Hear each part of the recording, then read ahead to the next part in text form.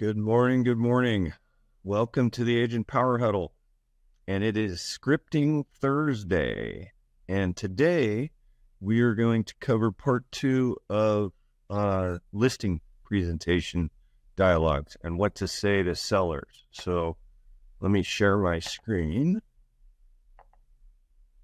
and get this party started. All right. As a refresher, my name's Ed Laine. I'm a team leader and managing broker out of Seattle, Washington. I've sold close to 3,000 homes, so got a little bit of experience with this sort of thing. And as you may recall from last week, we covered the listing presentation sequence. So sometimes I describe it like this. If you make really good chocolate chip cookies, you should make them the same way every time, right? Or another way to think about it is if you don't have a process that you follow, you don't have the right to predict the outcome.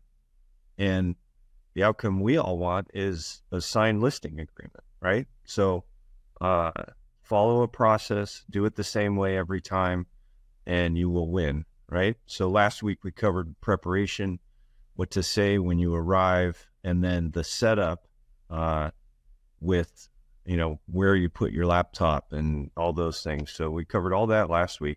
This week, we're going to cover the 3 questions and the presentation itself. And I'm going to go through the presentation sort of quickly, but I'm going to give you kind of key dialogues that I say along the way.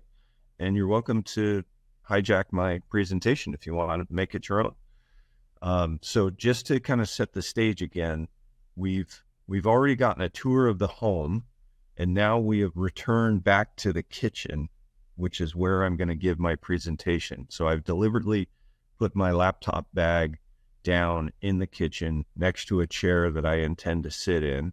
And we talked last week about how you want to be strategic about that because you don't want to offend somebody by sitting too close to their wife or things like that. And then once we're seated, I start with the 3 questions. So we ask it when we sit down, after we pulled out our laptop, but before we've launched our listing presentation. And we are going to do this because we want to get some feedback from them before we launch into our presentation. And that way I can key in on some of the things that are most important to them, right? And everybody has a set of priorities, and I want to learn what yours are if you're my prospect. And I find that out by asking you these 3 questions. So the first question I ask is, what are your top 3 goals for this transaction? And I take notes. I have a pad of paper, or I take notes into Evernote, is the note-taking app that I use. But I'm going to take notes because that's going to help me speak to their top goals specifically when I'm going through my slide deck, right? So they'll say things like, fast, most amount of money, least amount of hassle, whatever, right? Then I say, okay, and what are your top 3 to-dos before we can put the home on the market?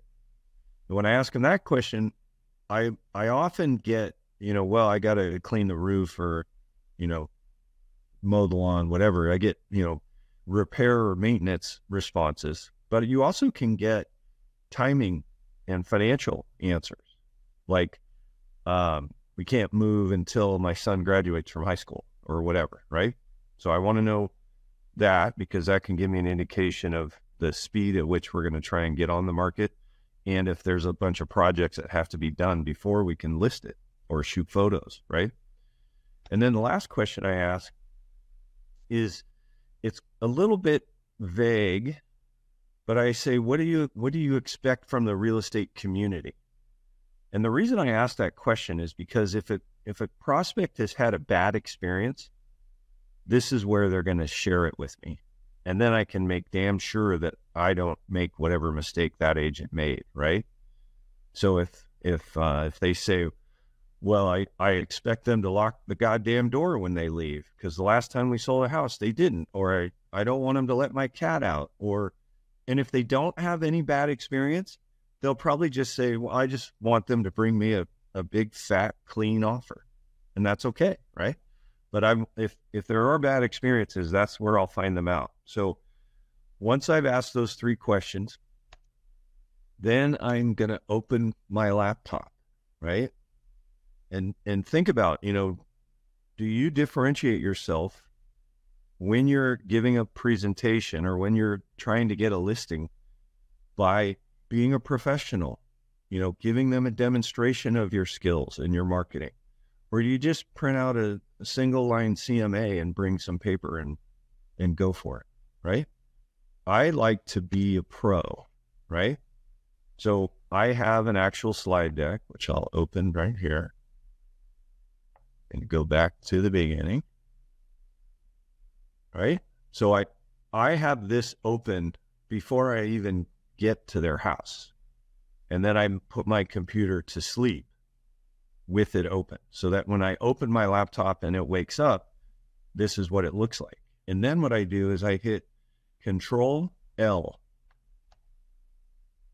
And in less than half a second, I just showed you, my prospect, that I'm tech savvy, because a lot of people don't know that's how you go into full screen mode in Adobe.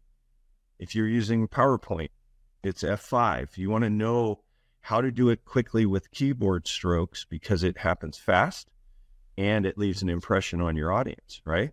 So think about that and think about the medium. And then if you're using some other app, just figure out what the keyboard shortcut is for full screen mode. Okay. Then I'm gonna, like I said earlier, I'm gonna go through this kind of quickly because this is 54 slides, right? And we only have now 23 minutes. So I'm just gonna touch on some of the key dialogues that I say, but I'll show you all 54 slides or 52 of them, and I'll explain why. So you're welcome to shoot pictures if along the way. But basically what I do is I say, we work in an industry that has sort of always done things the same way because that's how uncreative they are. And I thought to myself, there's got to be a better way. So what I did was I focused on what are the top reasons that sellers don't use the agent that sold the home to them. I can't help but notice, but you and I didn't buy this house together, right? So I am interviewing for the job. And so today we're going to talk about the top 3: poor communication, long drawn out contract, and basically overpromising and under-delivering. The long drawn out contract, that's the easiest one because I'm going to give you a cancellation agreement up front so that you can fire me at any time. What a lot of sellers don't realize is that the listing agreement doesn't have termination language in it. So you can really only get out of it if the broker lets you out. And I don't think that's right. I work for you. You should be able to fire me at any time. But please don't fire me. This is how I feed my family, right? A lot of people also don't realize that most agents are independent contractors. So I talk about that on this slide. I explain that I'm part of a team and we have an assembly line. I use an assembly line analogy, and I'll even talk to them about their career. If I know you're a doctor, I'll point out, assembly lines exist in every industry. Like take yours, for example. You don't set the appointments. You see the patients, right? You don't follow up with the insurance company, right? So you have an assembly line in your office. We do the same thing. And sadly, most brokers are independent contractors and they're a single operator, right? So that makes it awfully hard to do a lot of things that we can do more consistently. And the other point I make on this slide is, hey, the other thing that happens when you use this approach is you get a higher quantity of output, but also a higher quality of output. If somebody's doing a more, limited scope of work, they're going to get better at it and faster at it, right? Does that make sense? We have lots of tasks. We're going to tackle them all. I touch on that. I explain that in the 72 hours before the listing goes live, these are all the things that we're going to do to make sure that we make that first impression really matter, right? Now we're going to talk about pricing, presentation, and marketing. Pricing is really important. Every consumer has the MLS in their pocket. And the first question that they get asked when they go on to Redfin or Zillow or whatever, is what price range they want to search in. So that's why we have to be really smart about the pricing. And so we're going to have a detailed conversation about our list price strategy, because the list price and the market value are rarely the same number, right? We're also going to focus on the things that we can control, right? Because there's some things with your property that we can't change, but there's other things that we can and make it improve. And we're going to shine a light on the good things, and we're going to try and minimize the exposure of anything that's negative, right? Now, here's a really interesting statistic, right? This is the price, and this is the visibility. And if we go on a fishing expedition and just raise the price 10%, look at what happens to the visibility. It gets cut in half. So we don't want to do that, right? So I'm pre-selling the prospect against the logic that a lot of unsophisticated negotiators have, which is, if I want X, I should market it at X plus 10% or 15% so that I have room to come down. That's not how real estate works. Because of the search engines, the price can cause a number of eyeballs to go away, right? So that's the point I'm trying to make with this slide. Now let's talk about price bracketing. And if I'm talking to a seller, I know that they've already started looking, right? So I'm able to say, you know, Joe and Mary, you guys have already started looking for homes in Atlanta. Have you noticed on those searches that all of the homes prices end in 900, 950, or 999? Or even 888 because they're trying to manipulate the Chinese market? That's proof that all of those realtors do not know how to market real estate on the internet. And here's the reason why. If you're searching from 500 to 550, and I will pick a number that is clearly not their home's value, because I don't want them to think that I'm tipping my cards, right? So if I'm sitting in $1 million home, I'll say like from 400 to 450. Or if I'm sitting in a $400,000 home, I'll say like 900 to 950. I'm deliberately avoiding their value. But the explanation goes like this. If a buyer's searching from 400 to 450 and your listing is listed at 449, 900, they will see it. But the buyer who's searching from 450 to 500 won't. And all they had to do was raise your price by $100. So now instead of 449, 900, it's 450, and they double the eyeballs, right?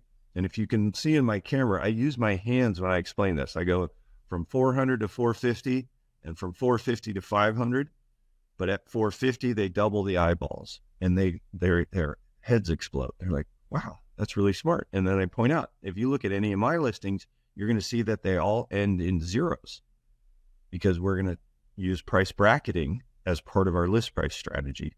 Does that make sense? And they go, yep, okay. We also inoculate them against broker traps, is what I call them, right? Broker trap number one is the agent who says okie dokie to whatever number you want. Doesn't care that it's not going to sell at that number. And here's the problem with that. And I explain this to the consumer. When an agent asks you, what do you think your home is worth? You're going to think that's a negotiation. And so you're going to think, well, if I want to get 450 for my place, I'm going to say 500, because he's going to probably want to dicker me down. And he says okie dokie and lists it for 500, and now it languishes on the market. So don't let that unsophisticated broker cost you money, because the longer your home's on the market, the lower the offers are going to be, right? Broker trap number two is the guy who does know how to value your property, but he's going to try and argue for a lower number because he knows a smoke and deal doesn't require any marketing. And he'll sell your house faster because he's convincing you to price it low, right? And then broker trap number three are the discounters. The ones that claim to give you full service for 1%.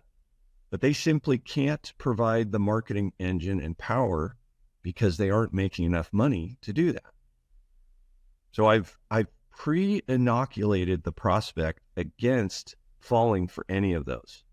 And that increases my chance of winning, right? We also talk about the right price promise. So that's just our version of how we're going to do a CMA and make sure that we price it correctly. Then we go into presentation. I don't know if you can tell, but I'm speeding up a little bit because I want to make sure we get through all this. We also give them a deliverable, our property presentation guide. This is what they can do and should do to get it show ready. We're also going to give them the 75-point checklist, which is how to get their home ready for photos, right? First impressions matter. So we talk about professional photography, right? Many agents use their own photos. Bad photography will cost you money, right? And we do all of this because we're going to pump it all into our marketing engine. So the photos really, really matter, right? That's part of that whole first impression thing that we were talking about. Here's a really scary thing. And what I say on this slide is I say the opposite of 15%. I say, according to the Wall Street Journal, 85% of agents shoot their own photos. I don't. 100% of my listings get professional photography. And yes, you just saw me shoot a bunch of photos of your house, but like I said, those aren't for marketing. Those are just for my benefit. So as I'm working on your marketing remarks, I can remember what I saw, right? This slide really is just to poke fun at agents, right? They all sort of subscribe to limitedreach.com, and that's because they have one website. We have hundreds of websites, and they're all tailored to a different audience. We even have branded and unbranded websites because, as you know, or maybe you don't, some buyers hate corporations. So I have a website that's called freenwrealtyinfo.org. What does .org mean to you or create an image in your head? And I ask them that, right? And they go, oh yeah, like for nonprofits? Exactly. But it's not. It's my website and your home's going to be on it. And that's going to draw in those people that prefer what they believe is impartial third-party information because they trust .org. Does that make sense? And they go, yeah. We talk about how you syndicate listings so it gets pushed out on millions of websites. We had talked about our property launch program. So we have countdown timers. If you've ever read Cialdini's book on sales, it's one of the 5 characteristics that will motivate a buyer to take action. It's part of scarcity, right? So we can do countdown timers to offer review dates, countdown timers to open houses. In my market, we cannot do a countdown timer to going live.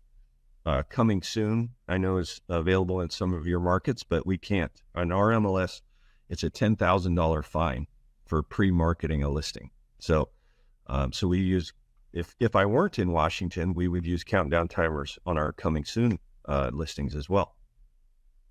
Social media, what I say on this slide is we're one of the only firms in the market that has a full-time person dedicated to promoting our listings on social media.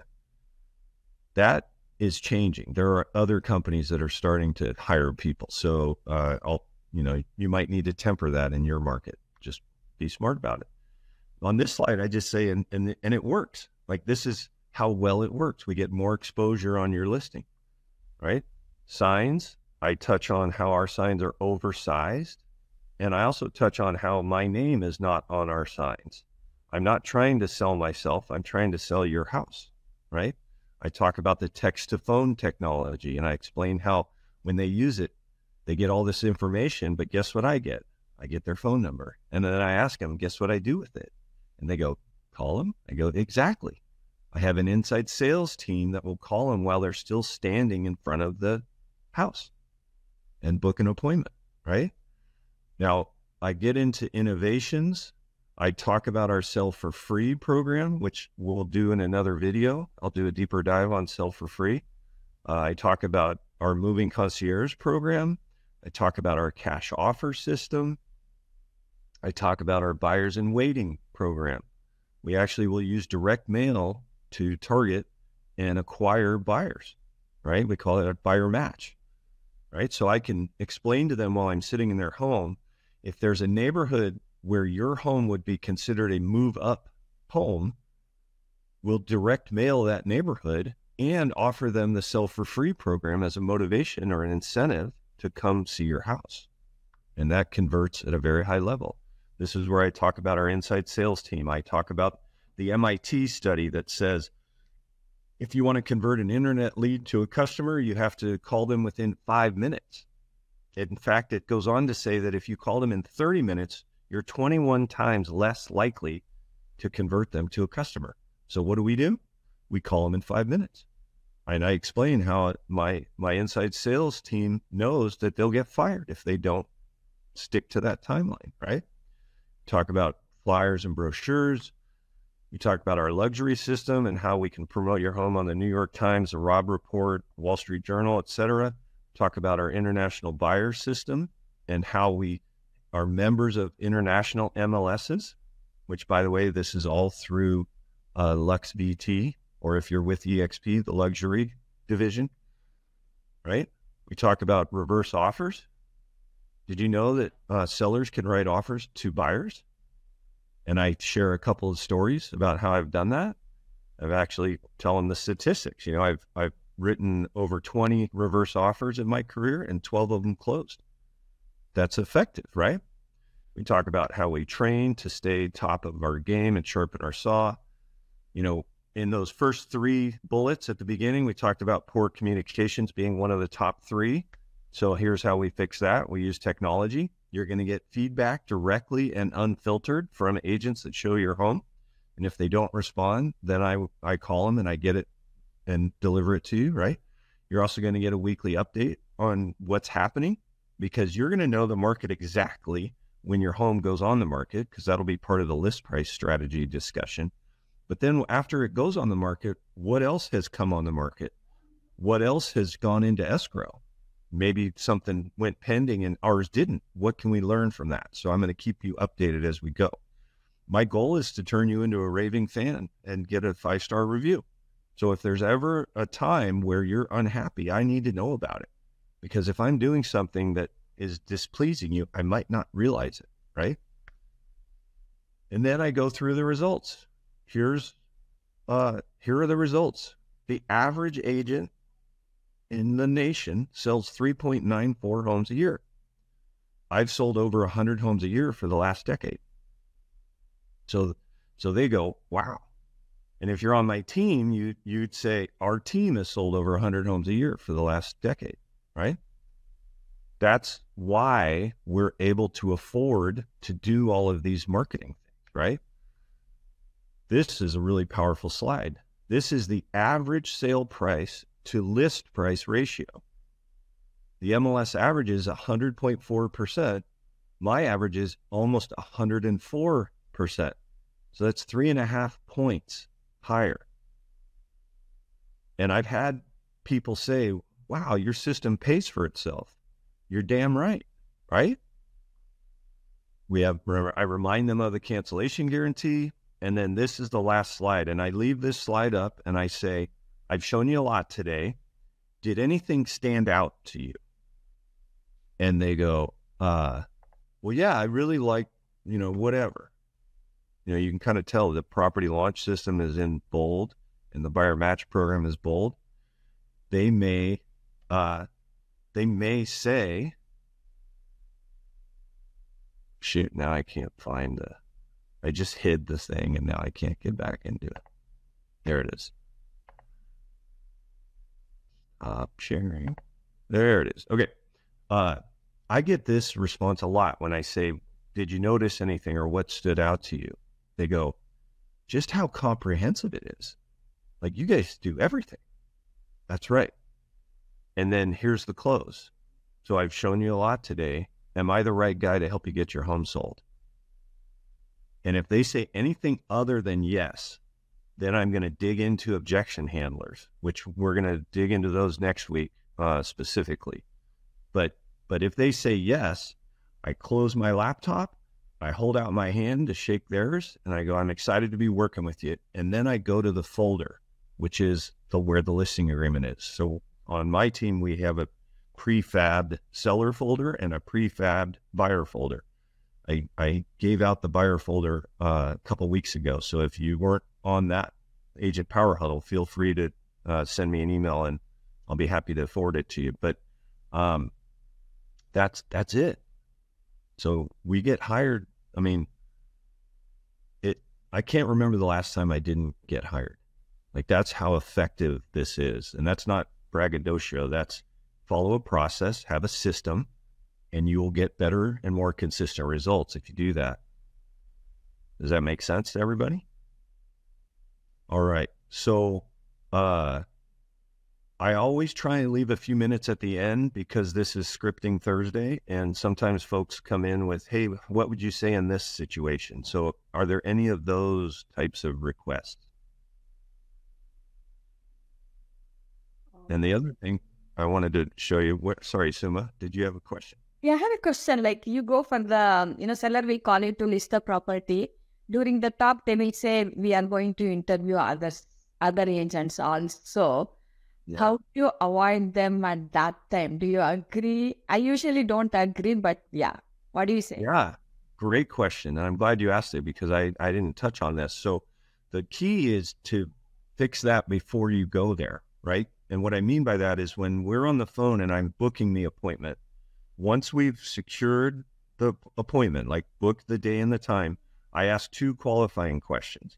The first one is, do you own this home by yourself or with someone else? Because I want to make sure both spouses are there, right? Because that's another common objection, which is, oh, I love what you showed me, but I don't sign anything without my wife.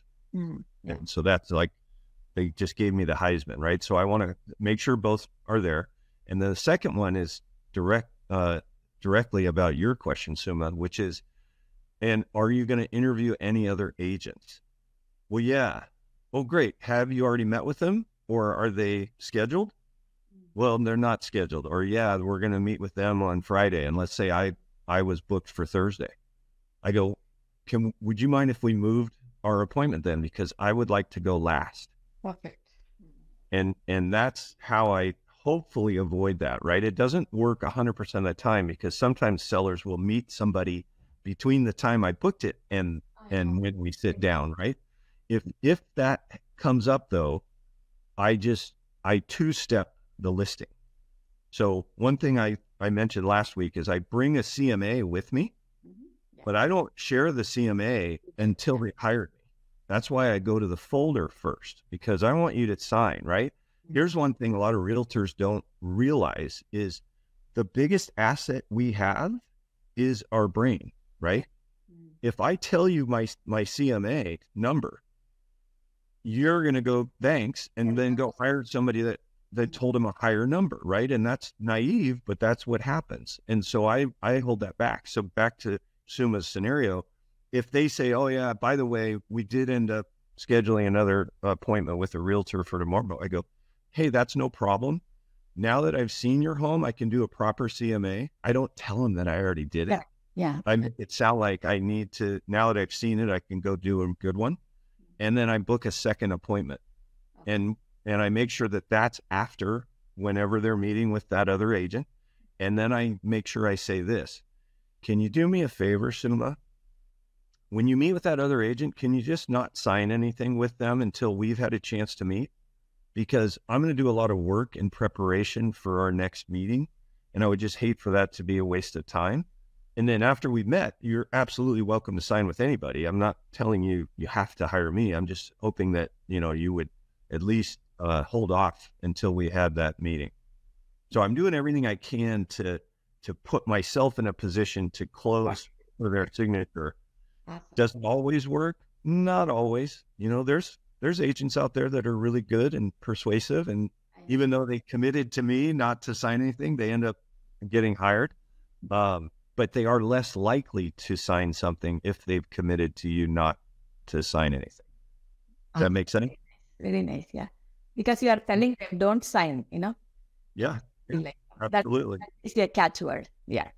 Awesome. One last thing to share is just on my YouTube channel, there's a number of videos specific to sellers. And if you guys want to shoot a picture of this, Yes. or just go to, Ed Laine Realtor or Ed Laine EXP, and it'll pull up my channel. Please subscribe. I mean, I've got a playlist on there. I did it because because I saw even by your presentation, you did a wonderful job. Such a nice, you are so calming personality. I love you. Very nice. Oh, thank you. That's sweet of you to say. Yeah. There is a playlist on there called Agent Training. So what I tell people is just go to that playlist, hit Control F, like for find on your keyboard, and then just search for the word listing and search for the word buyer or search for the word, whatever topic you're looking for. There's, I think, 200 videos on that channel. So very good. Very good. Well, we've actually wrapped up pretty closely on time. Are there any other questions before we move off? Hi, Ed. I'm Kimbrough. Hi, Kimbrough. Nice to meet you. Very nice to meet you. I'm sure you can tell where I am. Right. Well, I just sold my girlfriend's condo. I've been with Remax, but I just made the change to EXP last week. Good job. Welcome. Sold my girlfriend's condo right down on Lake Union off of Minor. And that was quite the ordeal because I'm from Cleola. That's a haul, yeah. But I lived on the west side for 25 years in Snoqualmie. But anyway, so happy to be here, and I hope we can connect. Absolutely, absolutely. I'm actually, my background shows Seattle, but I'm sitting in Dallas. I'm at an REO conference in Dallas. But fun. Can you share the information one of these days whenever you get the chance? Like you can come. Oh, for REO? Yeah, when you learn. Oh, absolutely. Yeah. I've sold over 1,000 foreclosures and represented Fannie, Freddie, HUD, VA. I always tell people I'm probably the only Caucasian male that has represented all 4 GSEs because they have a set aside for minority owned and women owned businesses. And I'm just a 6'6" white dude coming in saying, "Hey, I'm really good at this." Well, okay, I'm off to tips and tricks with Carrie. So good. I can't wait to meet you in person, hopefully. I look forward to it as well. You guys have an awesome day, and thanks for hanging out with me. Thanks, you bet. See you. This presentation, and it's nice. Yes, thank you. Okay, thank you. I'll make sure that it goes out, okay? Yeah, thank you so much. I appreciate it. You bet. Take care. If you'd like more information or to get connected to the Agent Power Huddle, join our free Facebook group. This call was designed for the agents in our EXP organization, but open to any agent from any brokerage. If you're a guest and you're interested in learning more about EXP or our specific resources within the Agent Collective, reach out to the person who invited you to this call to get more info. Produced by the Agent Collective Media Network.